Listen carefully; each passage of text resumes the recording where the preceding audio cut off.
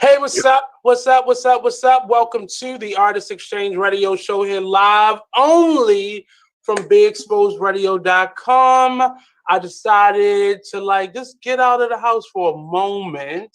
I've been doing what I'm supposed to do and following the rules and abiding by the regulations.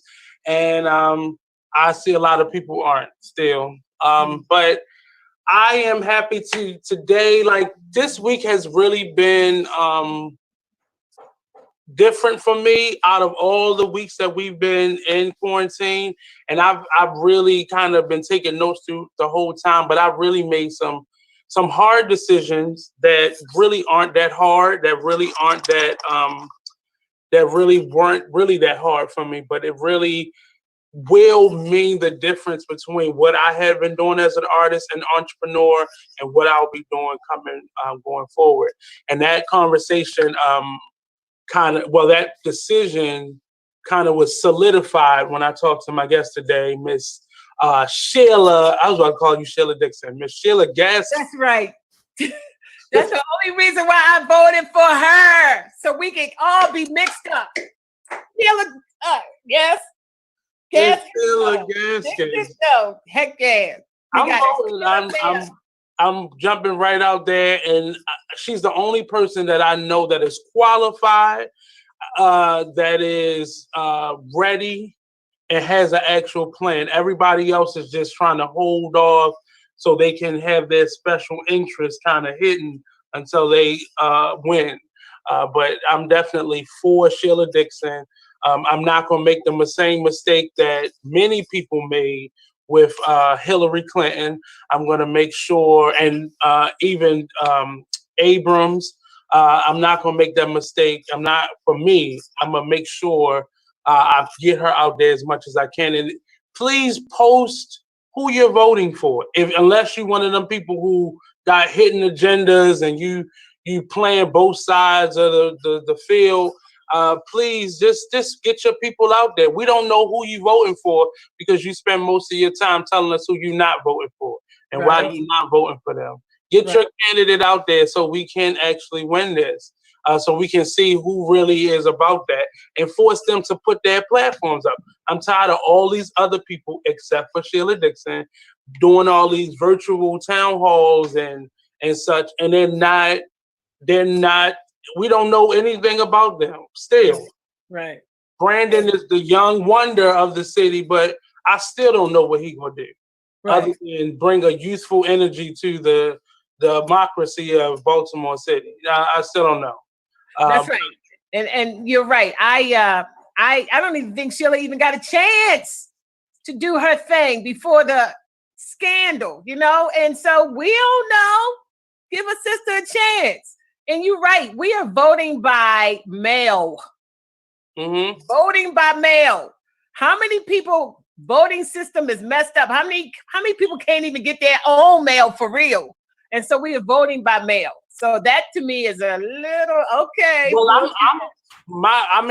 that's one issue, but my issue is, look, they were still asking for people to do their census. Right. And people didn't turn that in. So no.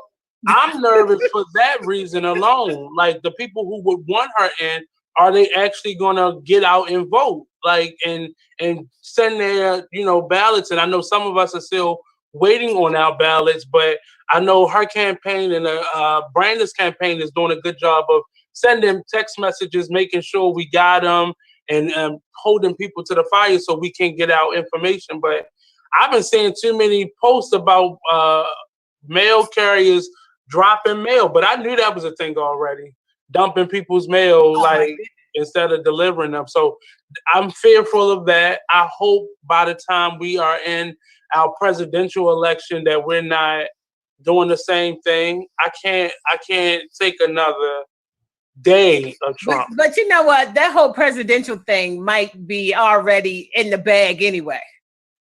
They already going to make that happen, because I saw a whole HBO show and they talked about how Russia was setting up all the electoral systems here, how they were hacking and how easy it was. Yeah. Easy. So, Yeah. I just write that one off. I just like, okay. I can't. The devil is a liar. I can't do that. I'm not. No. Well, put it like this: if we had to vote, I would be.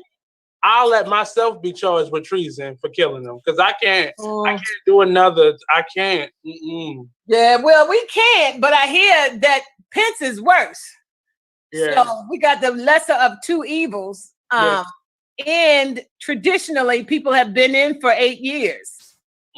I think Bush, the oldest Bush, might have been the only upset with Clinton or something. We need another Clinton to come through because I can't. I literally cannot watch this country get any worse. It is depressing to even watch him speak on behalf of the free world. Right. It's really hard for me to even imagine another 4 years of him. Look at the destruction he's already caused for us. And whoever comes in there after him, it's going to be worse than when Bush left it to Obama. It's going to be much worse. But I would rather see a recession than another 4 years of him. He's going to be there. He is going to be there because they like him in there. He's the only one talking about white survival. And that's what this is about. When Obama got in there, that upset the whole apple cart. What? What? I think this moment is different for those people who are supporting him because by the end of the summer, we're going to see so much death. And I prayed over it, and I just was hoping that my spirit wasn't telling me the truth. But we're going to see death on another level. And it's going to be a lot of those people who are putting their faith in him blindly. Yeah. Not taking heed to common sense. This feels man-made. All that aside, it's still something to be said about a government system and individuals. Forget the government. Individuals who put greed in opening up a shop that nobody's going to come shopping over the lives of the people around you. So you willing to kill off the people who you want to come support your business. Yeah, because it's all about money. It's all about that green. Right. It's about my guest today is one of the trouble starters, the fire starters in the Baltimore area and the DMV area. And I had an interesting brief conversation with you this week. And it really, it's been a long time in me making that decision, but ultimately I made the decision. I'm not sitting down at any more tables. I'm not sitting and taking any more Skype or Zoom or any type of meeting with any type of organization that does not see value in me, and beyond my value, that does not allow me to input my value into whatever project. I'm no longer signing on for anything that only seeks to get my social capital at the end of the process and only sees me as a line item in a grant. And that may make a couple people who support me angry, but I can't. I'll be 37, and what's the day? The 15th, and in a little over a week. And I cannot go into another year of my life making decisions based on how I feel about somebody versus the black and white dollars and cents. And I'm no longer going to sell off or trade off or barter my skills, my energy, my time, my life, because art is my life, for a few moments of support or you saying my name or nothing. That's it. The illusion of inclusion. The illusion. And for me, I'm not a big race baiter or a race arguer, but I'm for it. But and there's a lot to be said because I've seen racism from smiling faces. I've seen racism from the person who lifts you up. Right. see racism from the person who put your name on the project. I've seen, and it's just I think what's happening is for us aside, for the other cultures, it's going to take those people who are our allies to recognize not their level of privilege. I could care less about your privilege. You was born with that. Take it. But you're going to have to be aware of your level of racism, point blank, period. Yeah. Yeah. It's called aversive racism. I was studying it the other day because it is very familiar, and it's around people that you know and love and supposed to love you. Yeah. But these are people who hate the idea of explicit racism, but subconsciously they really don't like Black people. It's institutional racism, and they push that agenda versus us being slaves, but we can be slaves to contracts. I've watched, and to include us in this, it's many Black, for me as an artist, there are many Black-led organizations that are no different, and it angers me. It really angers me because I've learned my value in the eyes of the people who I trusted to guide me through my artistry as a business. And I will no longer put that on the line anymore. And that goes for anybody. Right. I know my value. I know the value of the people around me. And I just see people being treated like anything for the sake of $1. And right now we're all, I don't care how wealthy you think you are, we all are holding on to our dollars right now. So we're all basically on the same brainwave. Yeah. And it was interesting, the day that I did talk to you, it was just interesting because I had really been thinking about this whole time, just watching how people make decisions. And I've been real quiet at a lot of these Zoom private conferences that people are having with art organizers and people who they think have a little bit more influence. And I just been being quiet. I'm the person in the corner of the Zoom that's not really saying much because I'm listening to the back and forth and the things that people aren't saying. I'm watching facial expressions where certain people say things that this person agrees with, but they don't want people to know that they agree with it. It's something to be said. And you started an organization called Art Part-Time that basically wanted to 5 years now. 5 years. And it's been a steady force. And I remember that I don't know if that was the very first one. It was. That very first one that had all these faces in there. Yep. All of these faces in there. And everybody had an opinion and everybody wanted to support the Black artists. But something happened when the application became possible. A lot of these same people that I'm talking about were at that meeting. I didn't even know them at the time. And I've gotten to know them. And all of them referenced Art Part-Time as if it belonged to them. Right. And if it was their agenda to help the problem. And it was interesting because I did not know that you started it until we had a meeting at Woundworks studio. Oh yeah. That's when and I was like, wait a minute, because it's not wait, because there was a lot of white faces that was claiming this. And again, I love most of the people that I've been able to come across in this field. And the ones that I have a little hesitation, it doesn't affect how I treat them, but I'm really leery of everybody at this point. But I really saw your organization be the face of how people get over and get by with calling me, we're just all artists. I want to be an artist like you. Yeah. An artist. I want my artistry. That's the whole adverse racism thing. That's the whole rah. Yeah, we hate this. Rah. Yeah, we hate this. But if you're in a position to give a brown-skinned person a grant, I'm sorry, we couldn't give you that. Why? There's another organization that's out of University of Maryland. They do an annual think tank. Now, and I'm not trying to. Oh yeah. I used to go there. They used to have some good lunch. Yeah. OMG, their sandwiches. Oh, their breakfast and their lunch.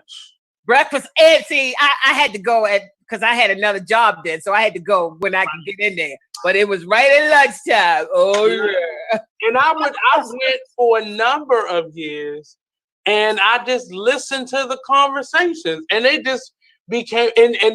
For me, I think it sounded like you and I were on opposite sides, and that's only because for me, our age difference.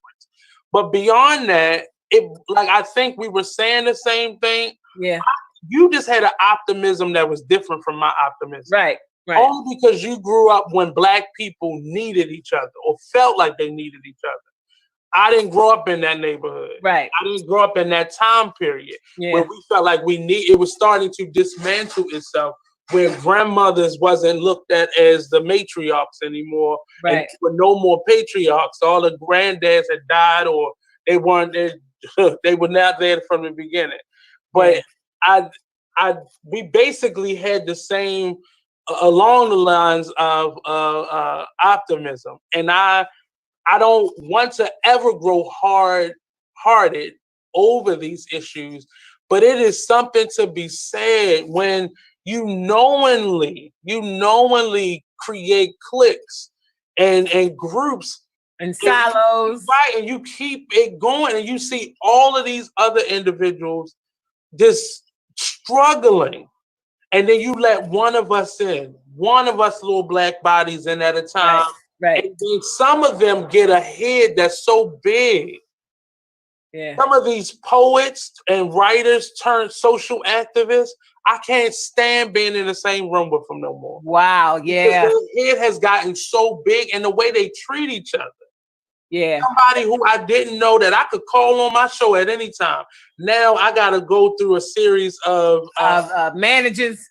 Yeah. And that's unfortunate because Baltimore has this crab mentality anyway. And so the talent that comes out of here, nobody comes back. They all fall tail because of the crab mentality. I had a conversation with a gentleman last week. I did an interview with him, and he said, this crab mentality is weird because we claim that a lot, but crabs aren't supposed to be in a barrel. That's not their natural state of mind. So of course they're going to claw and try to get out. But some of these allies that we have, or some of these internal members that we have, once they get out of the barrel, don't think to tip the barrel over and let us all out. Right. Keep us in that barrel. And I used to claim that all the time because that's the crab city. So I used to claim that all the time. But when he said it, it really was last Friday. He said that to me. And I never thought about it that way. Crabs aren't supposed to be in a barrel. That's not their natural habitat. Unless they're about to get cooked. Right. And that's what I'm saying. Like that, when he said it, that's why when I talk to you, my argument, my point of view was very clear at that point. Soon as he said it to me, I thought about it for a day and I meditated over. So by the time I talk to you, everything that I have been feeling and going through and seeing and like going back and forth with, I was no longer hesitant about saying no. I was offered opportunities to do the same thing that I've been doing since I was 23 in this moment. And I said no to it. I'm not going into another teaching artist environment to only be treated like nothing when our backs are up against the wall. Yeah. I was a disposable commodity. Right. Who they were still asking for our content and our artistry to be put on a piece of paper so they can send it somewhere. Right. And get a grant. So apartheid's whole goal, you're right. Crabs were not supposed to be in a barrel anyway, unless they're about to get cooked. Yeah. So the philosophy behind apartheid and 7 other women, I don't want you guys to think I was the only one. It was 7 other women who started that, including Mia. What's up, Mia? Shout out to Mia. Valeska and Hannah and all of them. The idea was it was never equal. So we keep talking about equality and equity. Well, we need to talk about equity as far as to equal, but nothing has ever been equal at all. Well, we keep confusing diversity with equality.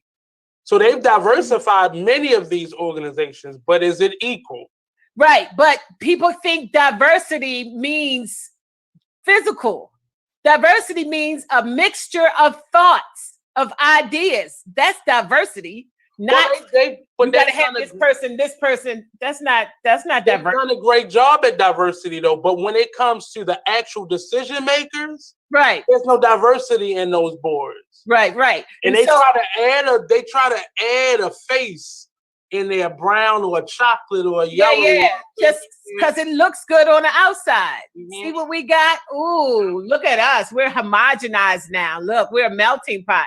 But honestly, I'm not even angry at them, because in my mind, and just me in the last couple years, so I'll say over the course of the time that I've been with the Artist Exchange, I've been invited to conversations, and I'm looking back and I'm referencing Bill Cosby for a second, because this was his argument and him saying, hey, we gotta get our shit together, because they're having these types of conversations about us in these meetings, and we don't realize that they're saying these things, and this is the reason why they're not supporting us and they're not opening doors for us. So I'm taking that just a lot further, because my objective is I don't want to be a part.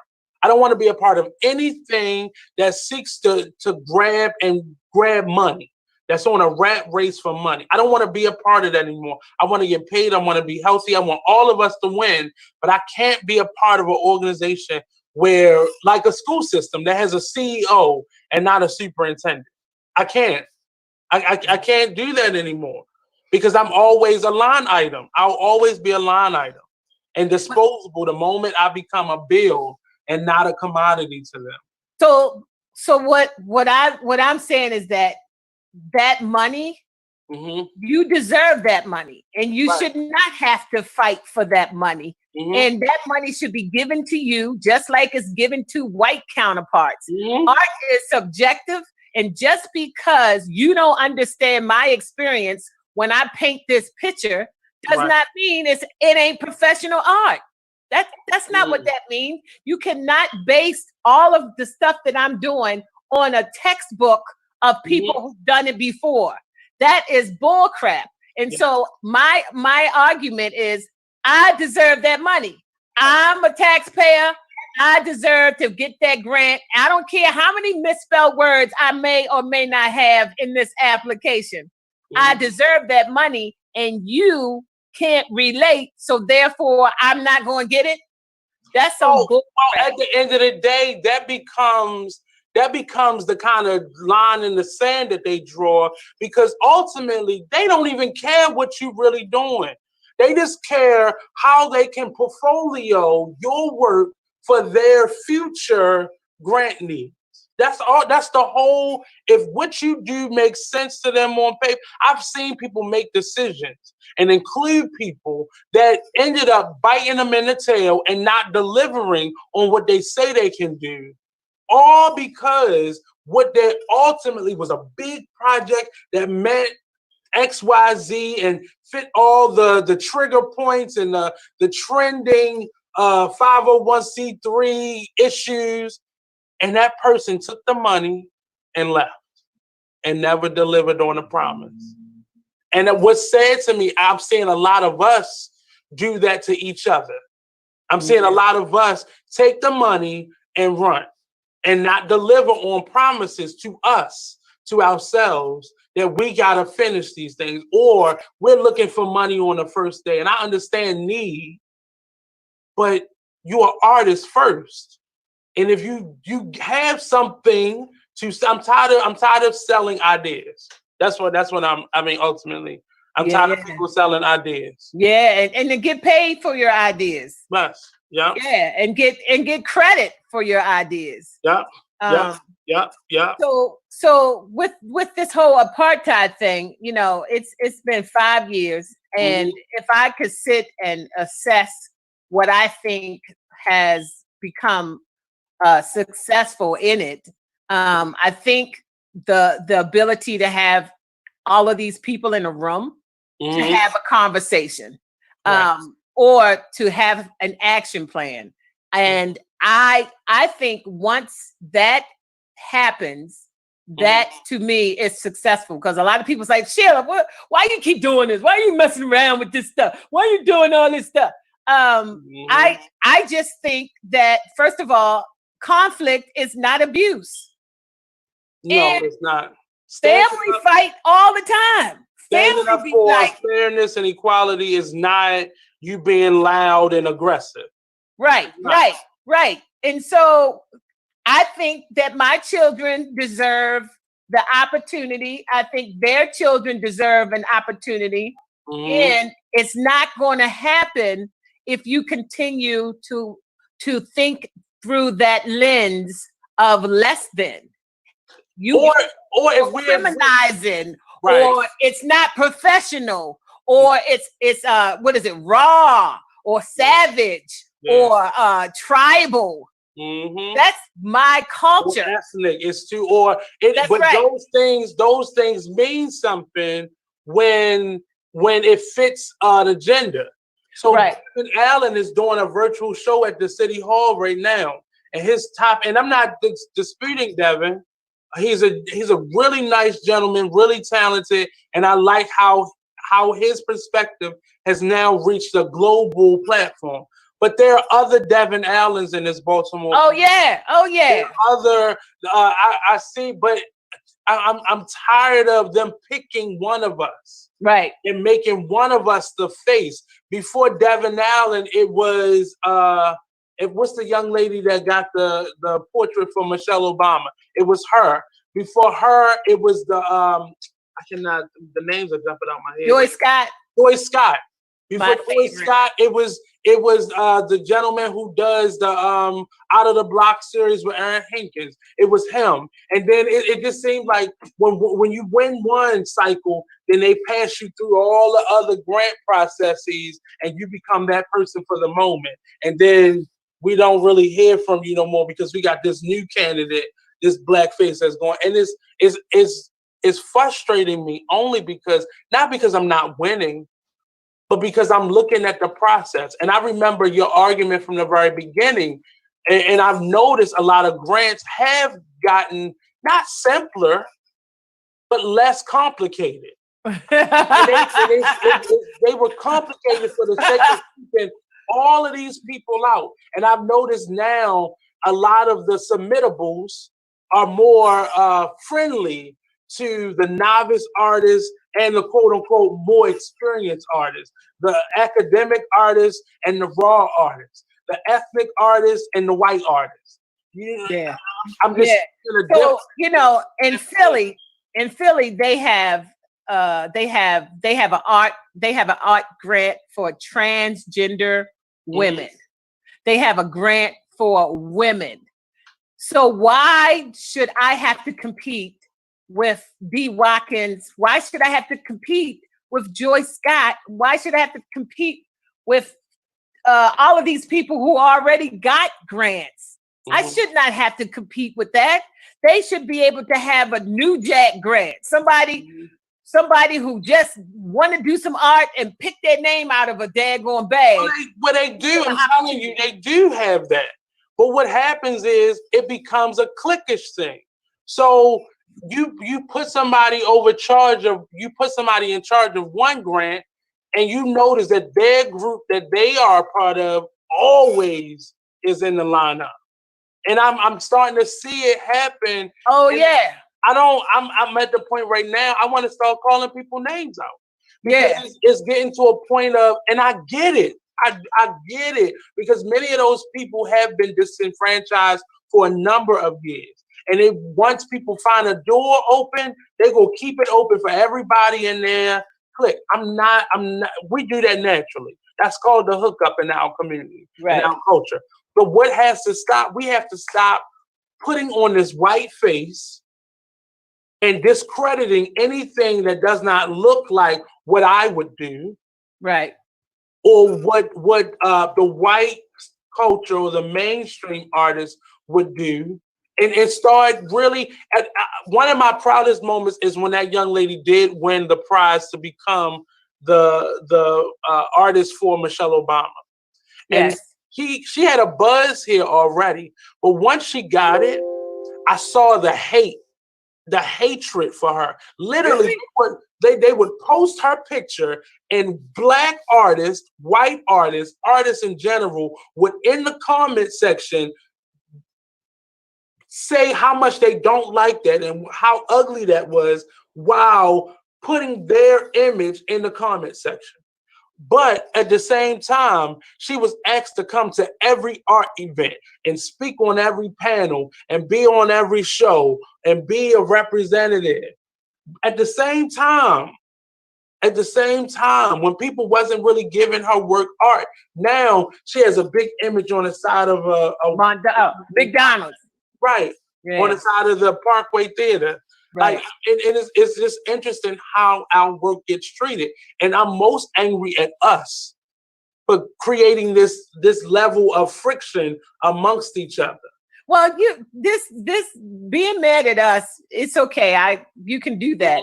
But this level of friction is historic. Right, it is. Traditionally, you fighting for some crumbs. So you're gonna fight. You're gonna fight for some crumbs. So I don't blame us for that. I don't. But you can. But it's more at stake now, though. It's more at stake now. It's not just crumbs anymore. And if we can collectively speak. But if you ain't get the crumbs, if you never even got the crumbs, you still gonna fight. I get it. It's not worthy. I mean, it's that's why we need to find other ways to support each other, to uplift each other, because it's some bull crap. That is bull crap. I've been studying, and I got a couple of classes that I'm teaching about race. And Dr. DeGrew, who wrote Post-Traumatic Slave Syndrome, she had a wonderful thing, and a bunch of us from Baltimore went to Princeton. That was my first time in Princeton. It was wonderful. They were beautiful people, right? She had a seminar for 3 days. And one of the things that she said was that white people value objects. Black people value relationships. Latinos value relationship. Native Americans value spirit, and Asians value the group. Now, it makes sense to say that white people value objects because we was an object. They relish in object. Right. They relish in a title. Money, something concrete. Nothing, no relationships. You can't see relationships. Yeah. That's something that you have to have. So that money, hey, in competition. I know when I was growing up, and I love my growing up, we played catch one, catch all. We played games. We was in the streets. We was doing all of this, hopscotch, all of this. And I talked to some white folk. They grew up being competitive. Who wants to be trying to win a race at 8 years old and getting chastised if you don't win? Yeah. So what kind of mindset is that? And so we have a community to win. They got that win. I gotta win. Right. And if you gotta win, what are you winning? A trophy? What are you winning? So we were raised as a village. Right. So that's the biggest difference. But shout out to the one who did the Obama thing, because she did win, especially since that 2-year-old saw that image and just took that whole thing to another level. But see, that's why, and I think our perspective is in two different directions from the same place, because I'm not blaming Black people, but I am saying to you, we see what has been set up for us. And the difference between us is, at some point, it became less about the collective and more about I. So we begin to adapt and adopt to that mentality, and I gotta win. Right. And I'm willing to do what it takes to win. I see that in us now we are so innovative because we can pick up on a trend and make it our own.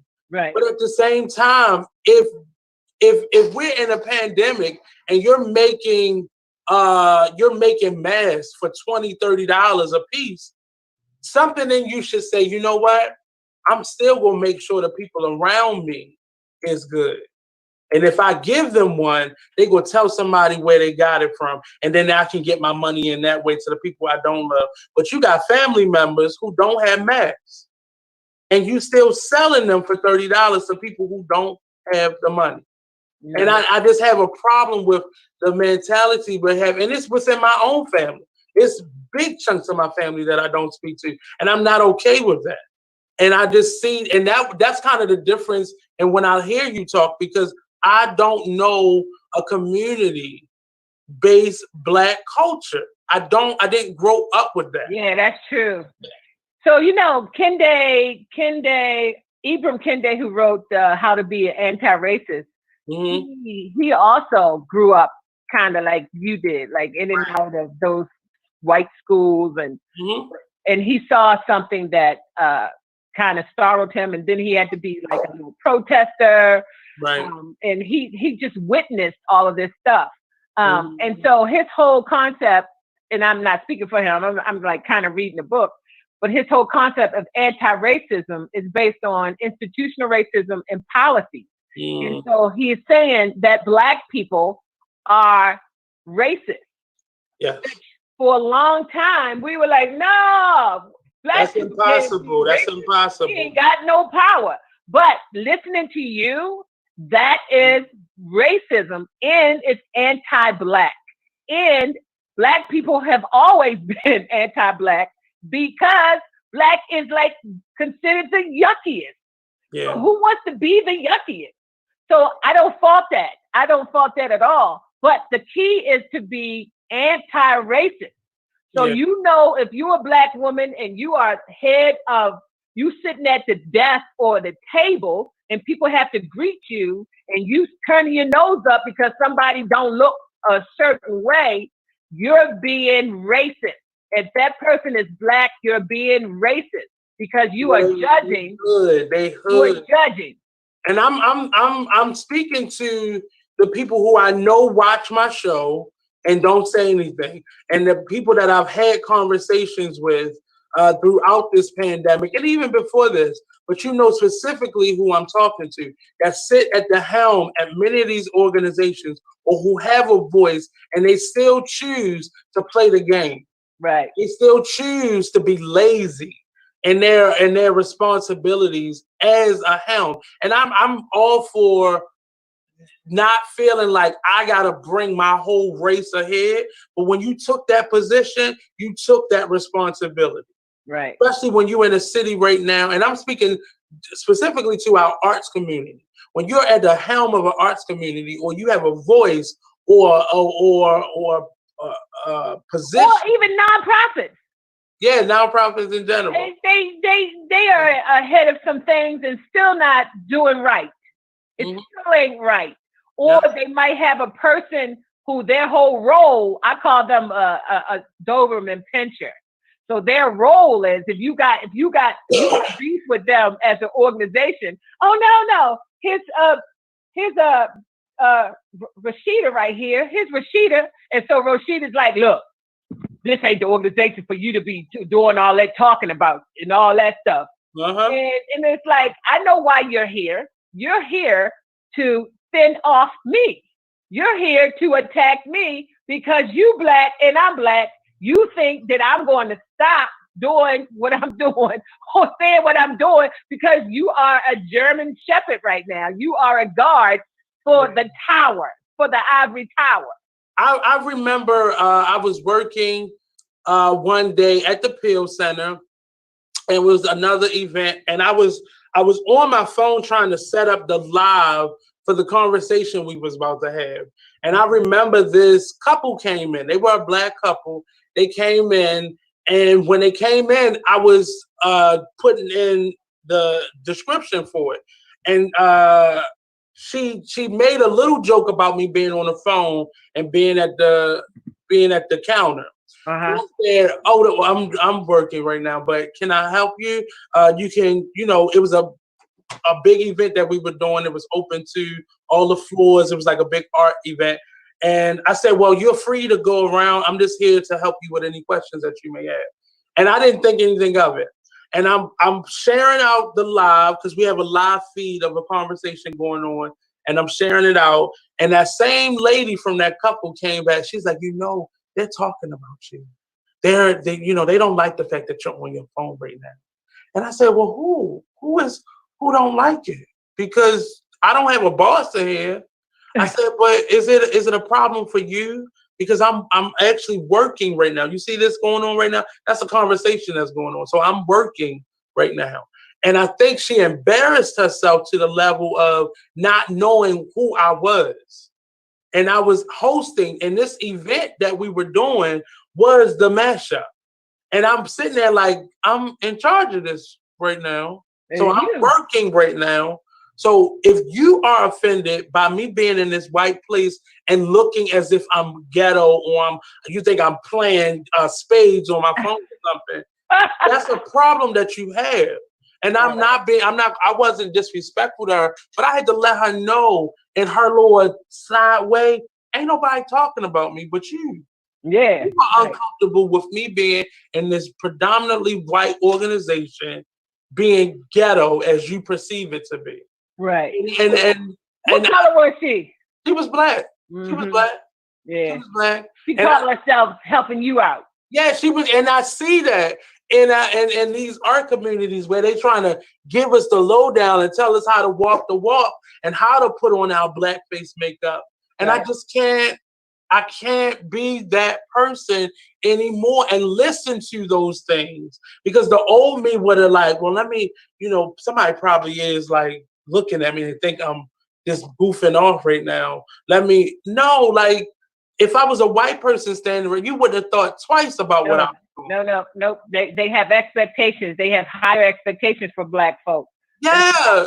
That's why the president could never measure up. Obama could never measure up because the expectations were so big and so major. And now look what we got in there. The expectations ain't even no expectations. It bottomed out. What we get. What we get. Mm-hmm. So yeah, she called herself taking care of you. Yeah. And on behalf of all of us.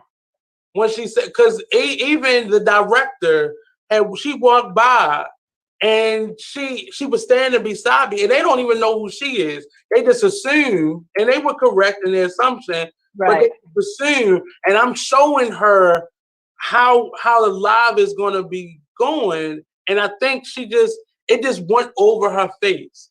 And I do this specifically to those types of people. I introduce her as the executive director of the place, and I let her take over. And I just stand there and watch their whole attitude their conversation becomes much lighter and much more, enthused. And I'm sitting there, and it's amazing to me. And that's why I think I focus on those faces that look like ours, that kind of act as doorkeepers, but like you just said, they the German shepherds. Yeah.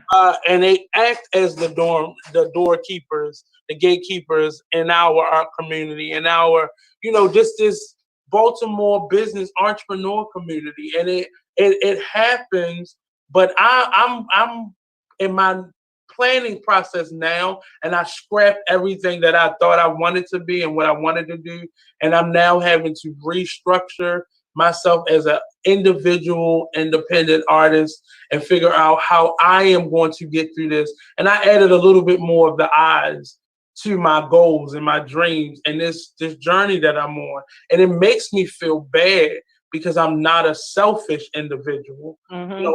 Everything that I do, I'm always looking for somebody like, okay, this is the conversation. Oh, I'm gonna call her because we just had this conversation. I know where her mind is. Sheila I know, let me put her on the spotlight right now. Everything that I do is about how we can get along and how we can move forward. And when I'm seeing something totally different and I'm listening to you, reminisce over that moment and try to bring that atmosphere back to where we are now. And no, you're gonna make me cry. But it's no. still it's hard for me. It's hard because we begin to grade each other as they grade us. Yeah. And what's good art and what's bad art and what's I don't like that. Acceptable, what's not. Yeah, but you don't have to come to it. You don't ever have to come back. You know that Kenneth got shout out to Kenneth. He got some stuff in the chat room. He said there should be an artist wall of fame to celebrate all types of artists. It's and I know and working with Kenneth before, I know that that is possible and it's a goal, but the call is coming from within. Right. We got to deal with that person that's within our midst that's causing it before we can address any racism or any indifference or any roadblocks. Or we're not even there yet because we got somebody in here in-house that's making the phone calls out there so they know what our moves are.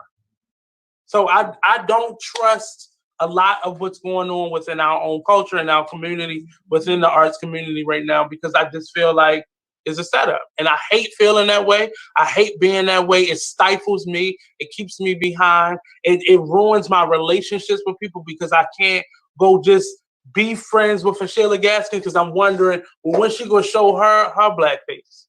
And I hate feeling that way. But just know anybody who's ever tried to work with me prior to this moment that I'm in right now, I've felt that way about you. And I'm waiting to see when your face will really show. When it's gonna really come out. So I don't mean to be like that, but I have loved the idea and the perspective of Art Partside from the beginning. I was a little concerned because I thought it was white led. Predominantly white led, and I was worried and concerned. And I was just one of them people that was like, I don't want Sheila out there like vouching for something that ain't, about it.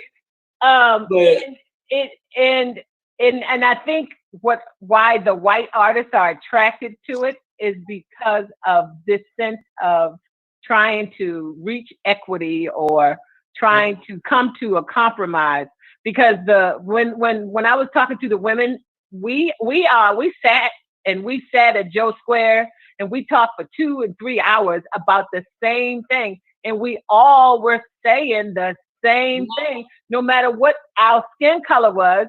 We were saying the same thing, and we was like, you know what can we do to address this?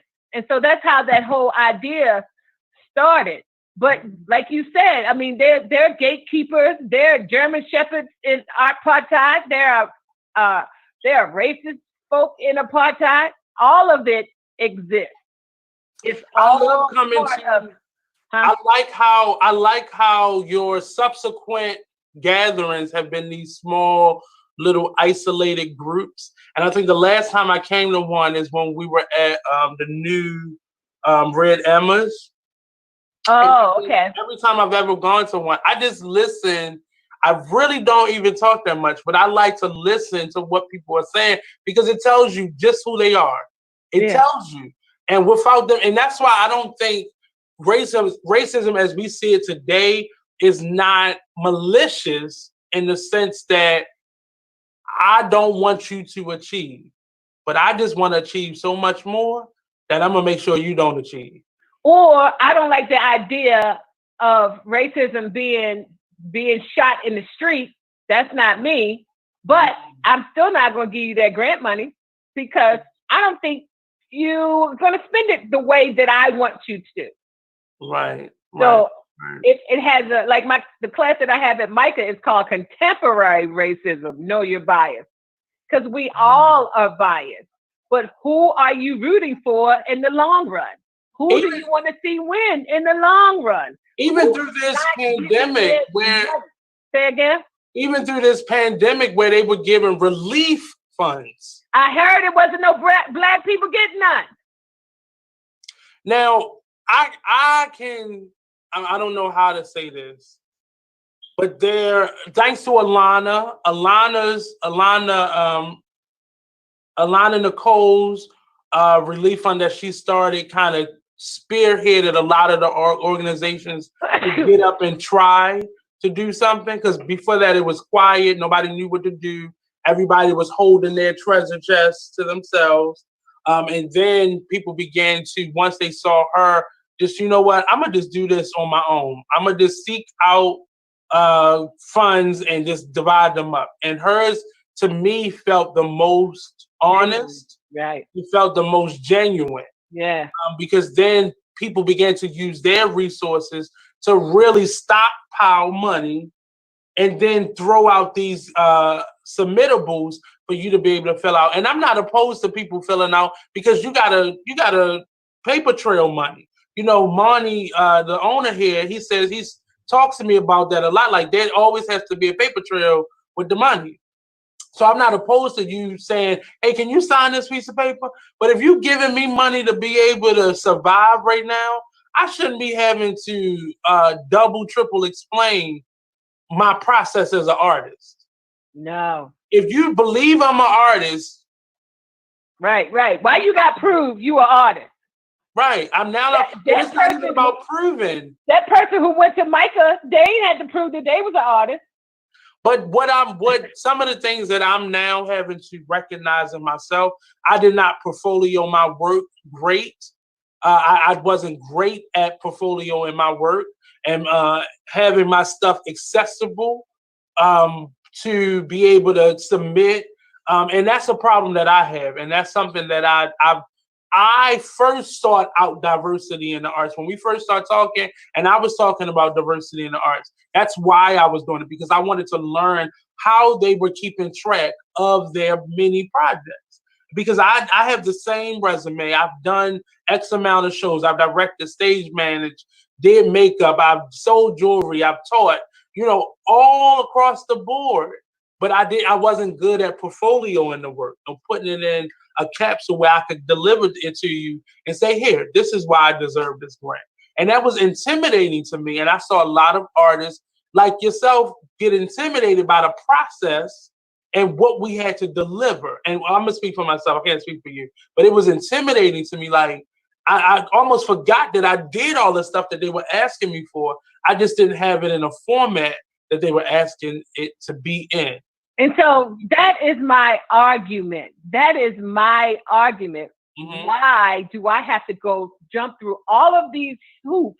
If you say you like me, why do I have to jump over all of these hoops? I work with people who have learning disabled, who have autism, and they communicate through a device. Some of the students can't see very well. And they can create art, but why would you judge them based on A, B, and C if they can't do it? Well, because the standard is being set by individuals who aren't artists. Let's be honest. A lot of them aren't artists, or the other extreme. They are grading your art based on what they have produced or what they feel success is. And I worked with a couple youth organizations in the past. I worked with a couple youth organizations that grade the students. Like, at the end of every year, they did a big presentation, and they would go around. They would send these, I forgot the word they call adjudicators around and judge what group of students had the best projects, or what was worthy enough to bring a part of the group.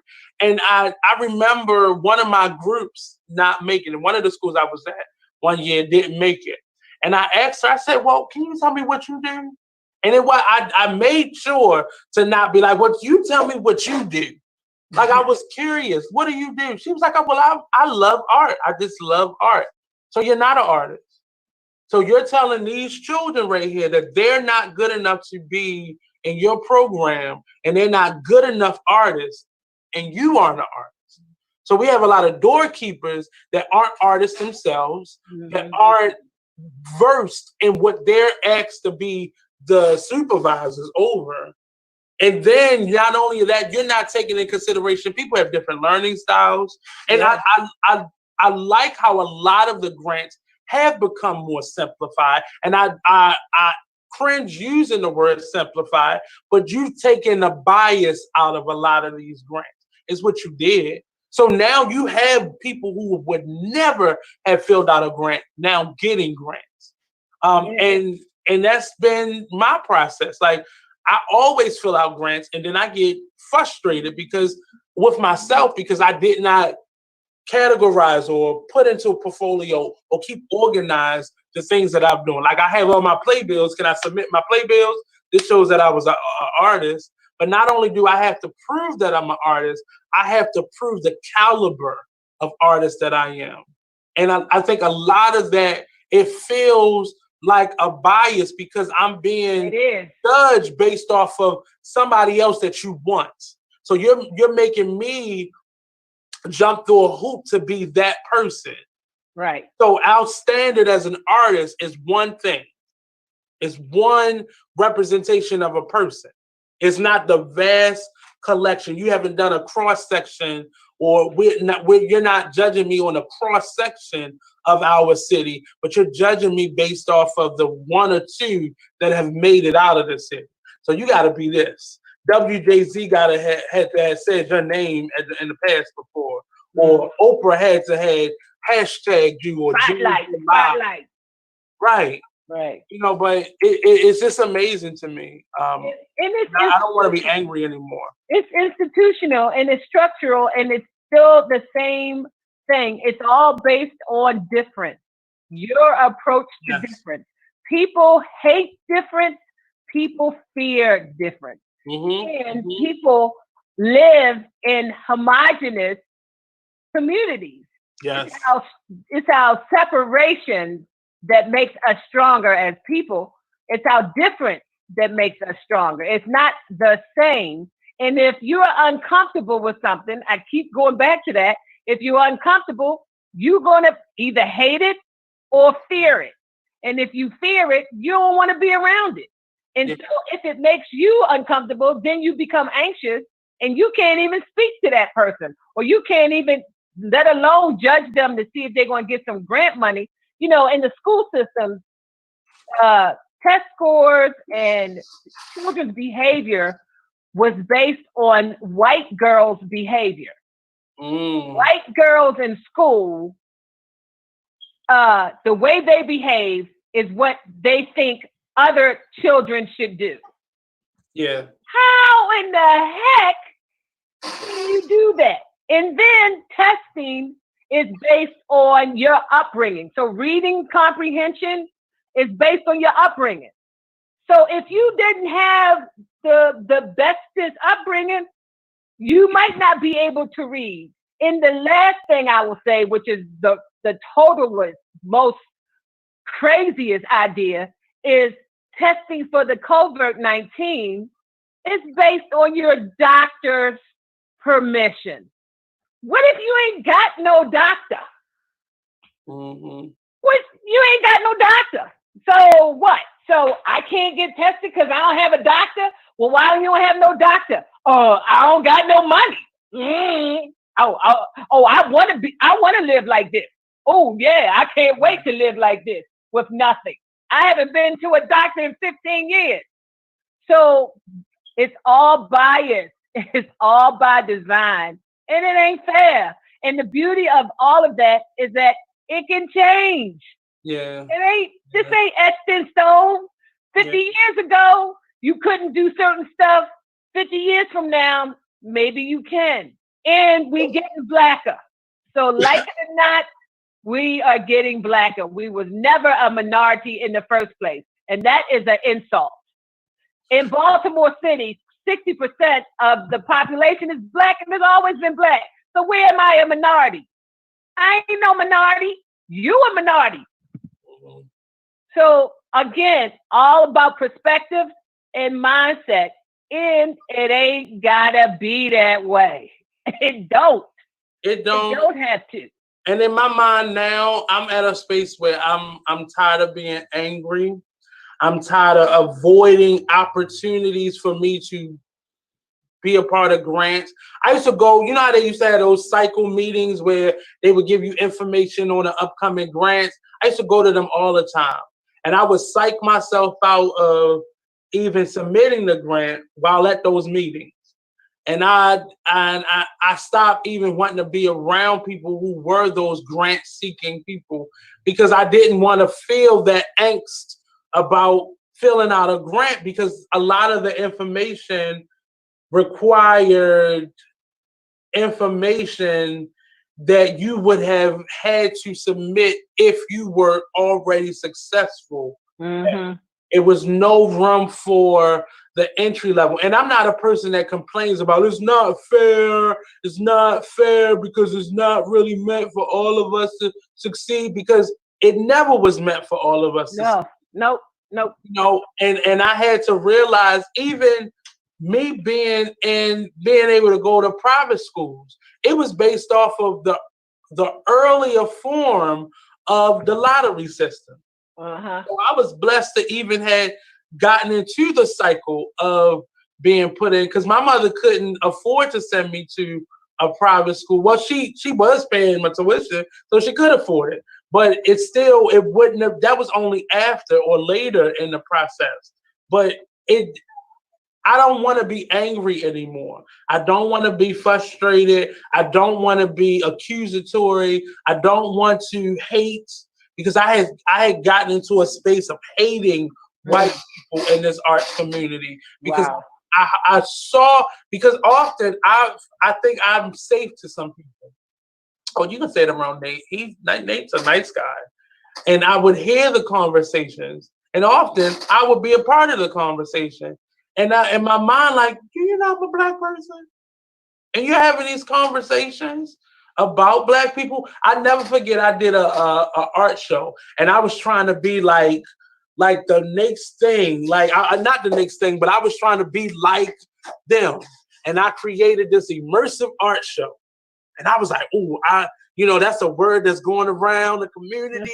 I'm gonna do this. And I remember some of the people who was working within the space that I was in, a lot of them, if not most of them, didn't come see it. And it hurt me, and it hurt the person that was in charge. And I was confused. I was like, well, isn't this what y'all do?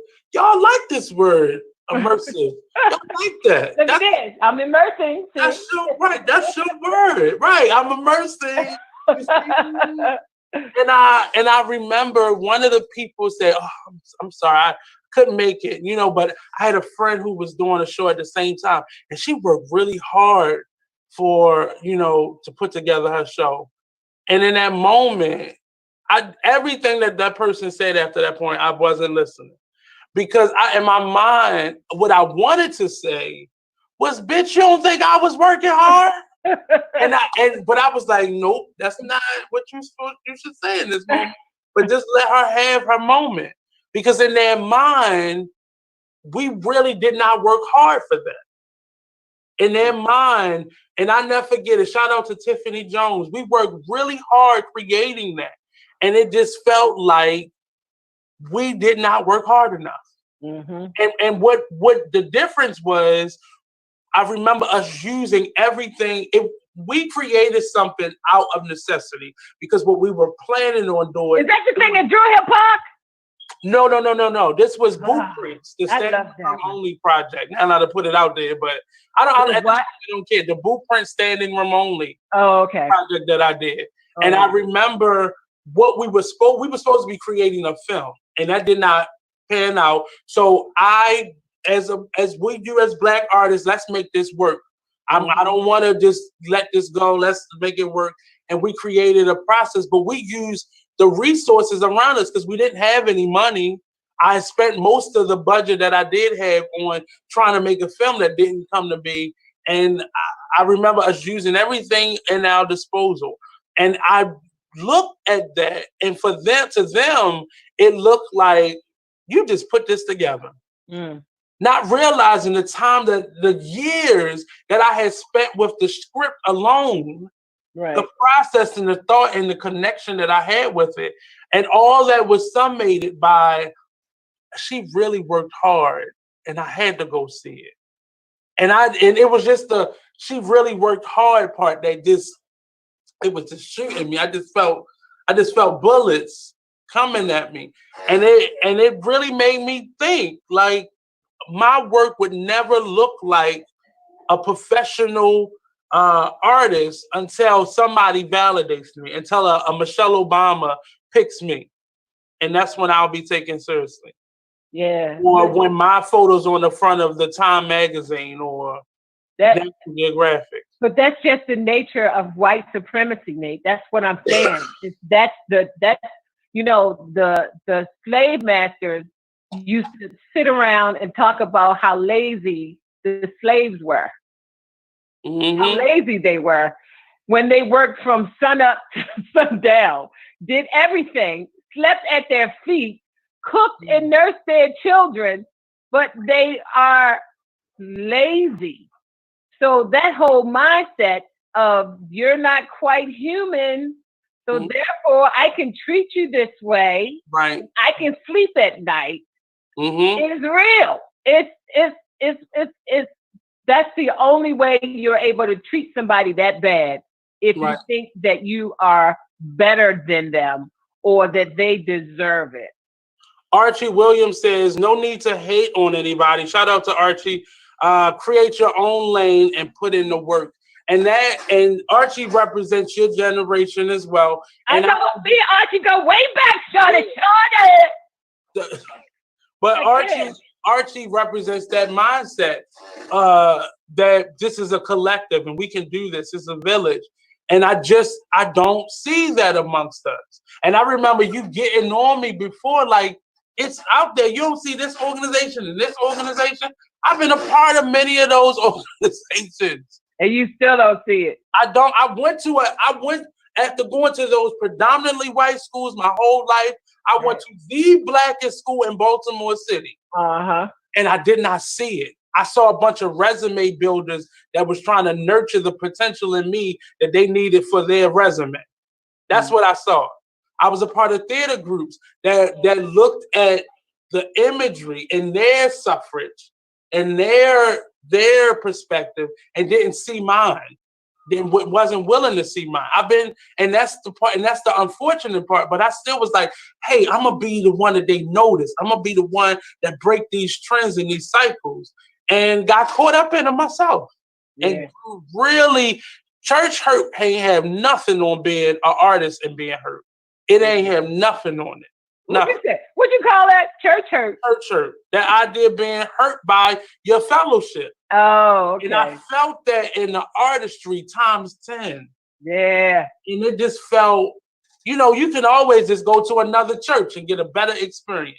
But when you're in the arts community, once you start getting hurt, it shows up in how you create, why you create, and your inability to create. Yeah. And it's there. And it's hard to break that cycle. So I'm listening to you, Archie, if you're still listening. But I created my own. I've been doing my own for so long. But sometimes you just want to win. You just want to win. And also, you deserve that money too. Everybody keep telling me you ain't got to get that money from them. Why not? Yeah. I want that money. That is my money. I deserve that. So it might take me a minute while I'm fighting. Right. I deserve it. Compared to this person who got green eggs on the grass. What the F is that? And it ain't even his yard. Yeah. So is that art? Mm-hmm. Because I'm talking about things that are realistic. I'm talking about things that hurt my people. You ain't trying to give money towards that. That's stupid on your part. Mm. It's my money. I want it now, and I need it now. I get tired of creating on a shoestring budget. Even throughout this pandemic, I've managed to continue creating virtual events.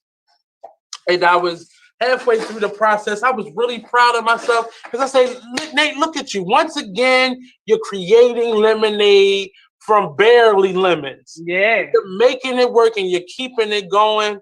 And I was saying to myself, like, okay, halfway through, I'm saying, I'm gonna reach out to some people I know that write grants, and I'm gonna, barter with them and promise them a bottom line. And I was, I have to take things into my own hands and stop being afraid of being at the helm of my goals and my dreams. And I got to start bringing people on to support. If they really don't believe in me, they just believe in the dollar. And the moment what I do don't look like it's going to mean much, then shout out to all the artists that have trusted me through this process and trusted themselves through the process. The many audience members that we have that have given a dollar or two, or many. I'm not even relegated to a small amount, because I know right now everybody holding on. But thank you to everybody that has supported and that's supporting everybody else that's doing things outside of my shows. But we got to do better. Yeah, and there's room for better. There's room for better. So the whole story about Ibram and how you were raised and how I was raised, and how you think it's like a fairy tale, but I'm telling you, it really was lovely and wonderful. And Archie is of that era. And shout out to Woundwork, because we had Mama K had Actors Against Drugs. And I was a working actress for like 2 to 3 years, just being an actor in Baltimore City, paying my rent. It was before the kids, paying my rent, paying my car payment. That was so freaking and they're still doing that. They're still doing it. Lovely. I didn't have to teach, even though I love teaching. That was my bread and butter. And it was a group effort. Like I said, they had directors coming down to center stage, working with all kinds of people. And we were producing this original, genuine, that's how Honey Child Milk got started. And Archie knows, because Charles Croxton and him, they was doing Batman cartoon series, making that on film. That's what they was doing out of Charles's house, where it was also a retail store his mom had. So it was just a beautiful time. And granted, don't get it twisted, Nate. I was at Hopkins and I played a maid in this old buckler type of movie. Type of play. But what the lady said was, "Oh my gosh, Sheila. Oh, I'm so glad you're here." And her name was Callis. "I could put colors on you." And I had orange and yellow on. And I was so beautiful. I need to go get that picture. I was so freaking beautiful. But that was what the costumer said, because everybody else in the cast was white. And one of the things that I say to parents now is, if you're gonna take that route with your child, and sending them to private schools and Catholic schools and predominantly white schools, be an active participant. Yeah. Because I remember that same thing happening to me. I was in high school. The first play in my freshman year, we was doing 42nd Street. And the director, he was real adamant about everybody having on makeup, because he didn't want any washed out faces on the stage. And we're sitting in the back. And I remember the young lady saying, "Well, ask your mom, could you borrow some of her foundation?" And I was like, "My mother don't wear makeup." So, and her being like, "She don't wear makeup." Like, no, my mother puts on some lip gloss and eyeliner, and that is her look. That's it.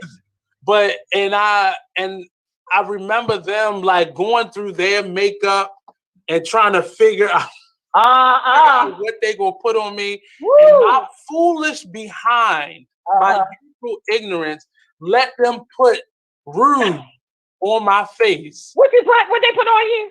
The girl called it rouge. Blush on my face, because that was the only thing that was close enough to my your complexion.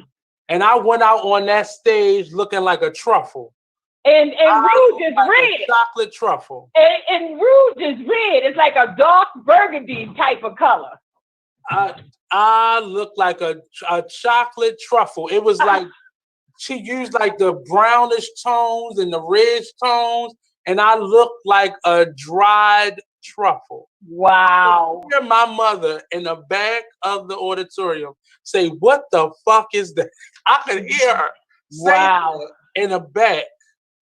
And I share these experiences because we have to be mindful of us wanting our children to have opportunities, that we also be mindful to be active.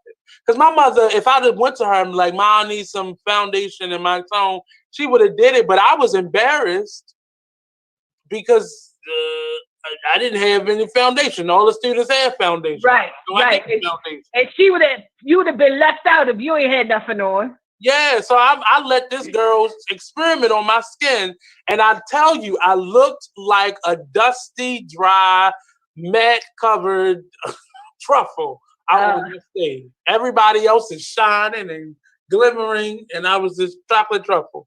What's that? That's the Hopkins play that I was in. I played. Oh no! See the yellows and the oranges.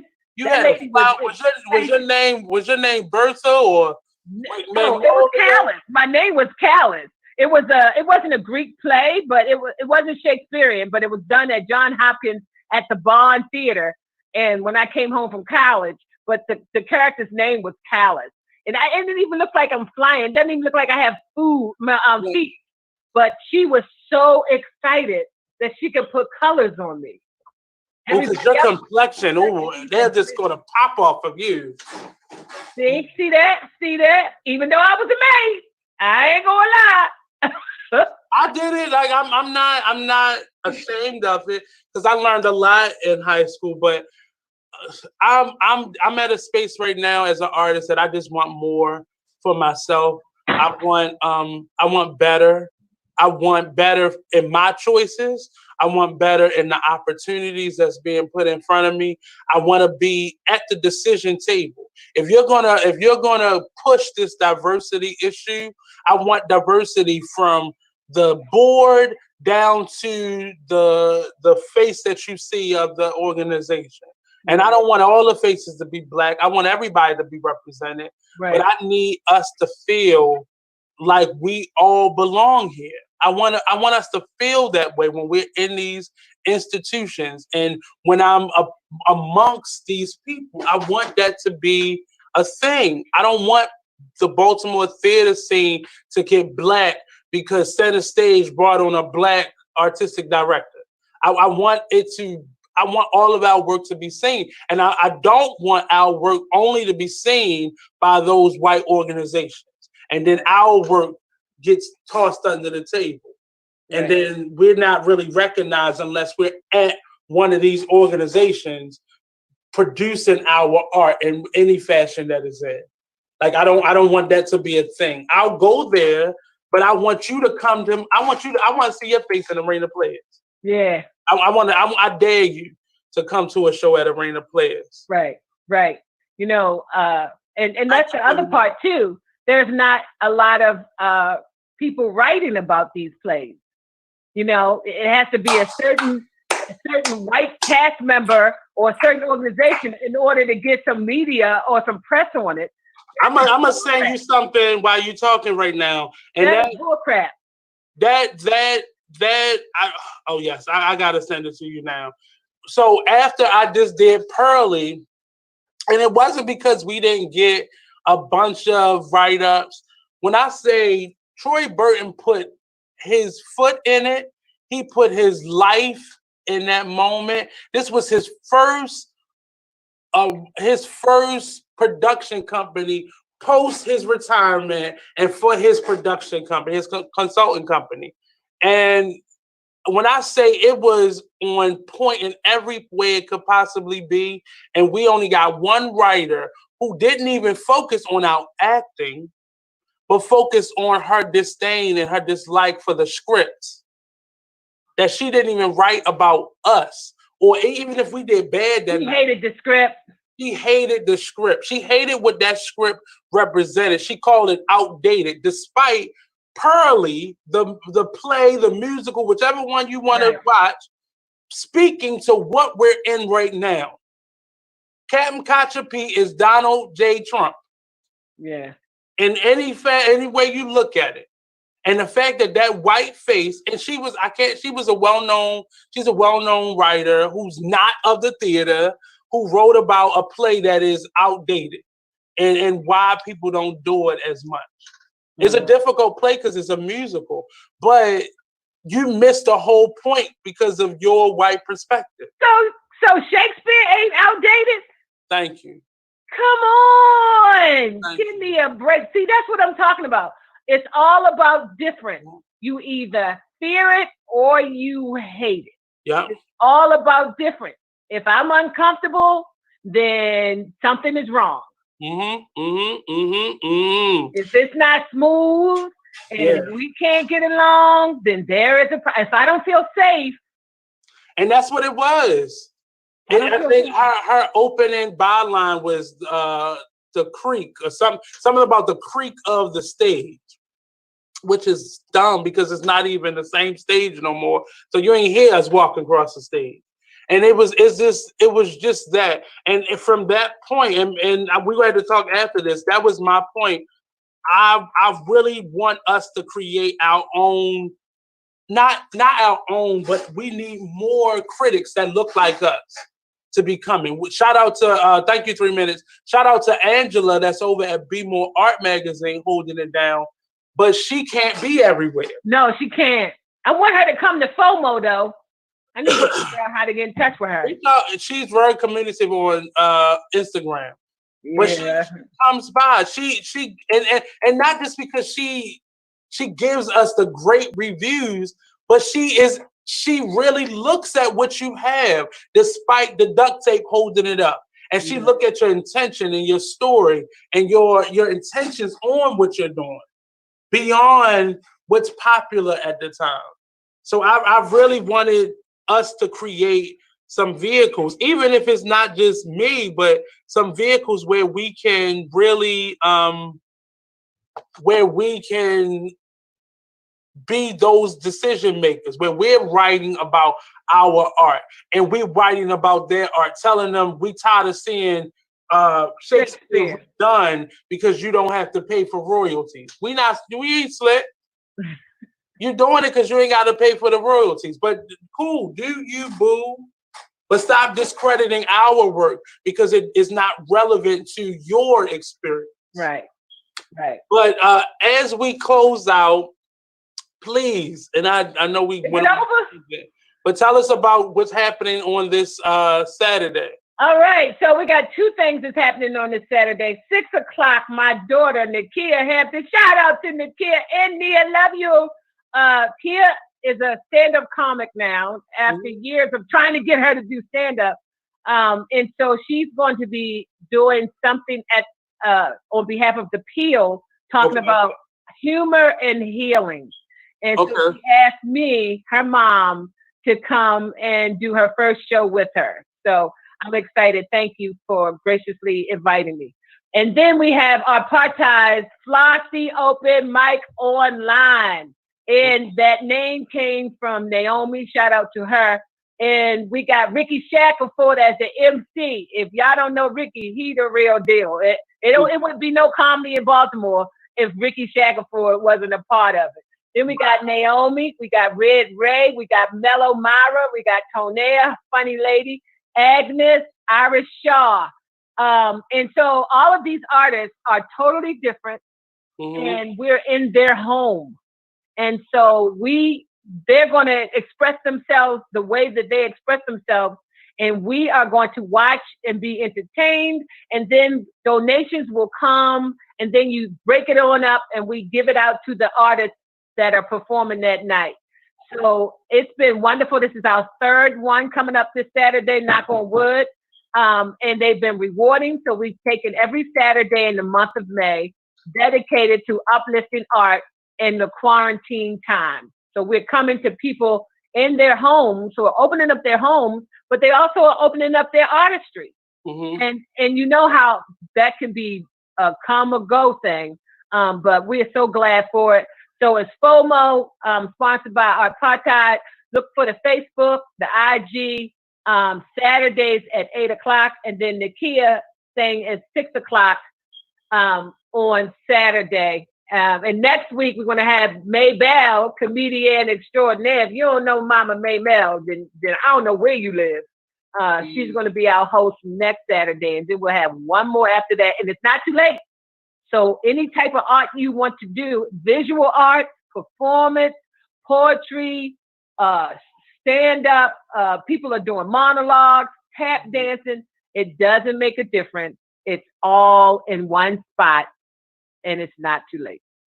Thank you very much, Sheila. All right, now. And I'll be sharing that on our page. This is the end of the Artist Exchange for today. I'm about to go right back in the house, in my safety abode. Shout out to all the other shows. And I believe Cocktail Social is up next. So thank you again, Sheila. All right, thank you. Thank you. Look, I'm giving you talk show. Look at that. Thanks, Nate. I appreciate you. Thank you. And I'm a call me when you get a moment after this too. Okay. Peace out.